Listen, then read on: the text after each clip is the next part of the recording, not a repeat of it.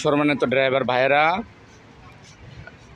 এখানে একটা দুর্ঘটনা হয়েছে। ট্রাক ফ্লাইওভারটা নাইমা সিটি পাম্পের সিরিয়ালে কয়েকটা প্রোবক্স, সময় টিভির এবং সিটি পাম্পের গাড়ি, হামিমের গাড়ি, 4-5টা প্রাইভেট কার ট্রাকে মারলো। তারপরে এটা হলো গ্যাসের সিরিয়াল, সিটি পাম্পের গ্যাসের সিরিয়াল।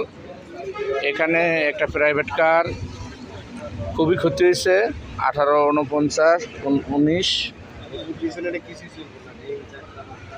এখানে বিশাল বড় ধরনের ক্ষতি হয়েছে।